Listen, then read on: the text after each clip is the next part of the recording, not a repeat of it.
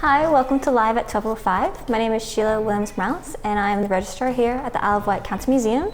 And today we'll be talking about printing plates. So this is only a few that's in our collection, but they all date from the 1960s, and they're all advertising Gwaltney products.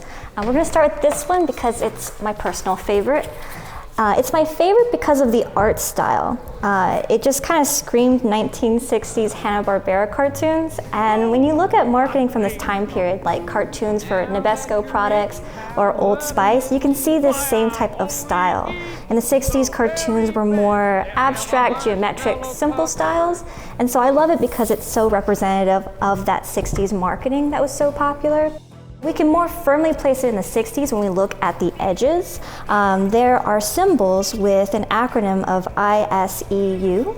That stands for the International Stereotypers and Electrotypers Union. Stereotypes and electrotypes were the different types of plates used in letterpress printing. And the union was founded in 1902 and would eventually have a name change in the 70s. This plate is an electrotype plate. And electrotyping was a chemical process where they would create a mold, and then from the original piece, and from the mold they'd put like fine graphite powder and submerge in a solution where the metals in that solution, like copper, would be attracted and create the reproduction.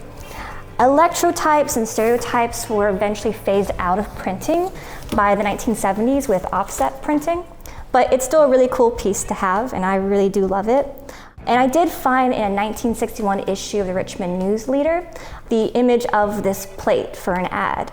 And I also found in 1963, the Virginian Pilot, an image of this plate.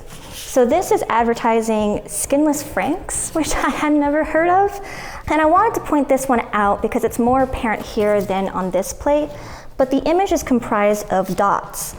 This was a technique called halftones, and the idea was to create the illusion of midtones. And so let's say you ink this with black ink and you put it on a paper. The spacing of the dots would give the illusion of grays, and this was particularly helpful in translating photographs into a printed medium. And you can see this technique on this plate. This is the last one I'll be talking about because it's the only one we have in this collection. It's very lightweight, it almost has a papery texture, and it's blue. And I think that this is actually a flong. And a flong was a paper mache type mat that was used as a mold to create stereotypes. And in it you can see, it's a little hard to make out, but the dots comprising the images. It has a man saying it's the best he's ever ate. This is advertising franks. And there's a cartoon girl saying that Gwaltney's great. So it's very cute. All these plates have been really cute and a lot of fun to research. And I hope that you had fun today too, and thank you for watching.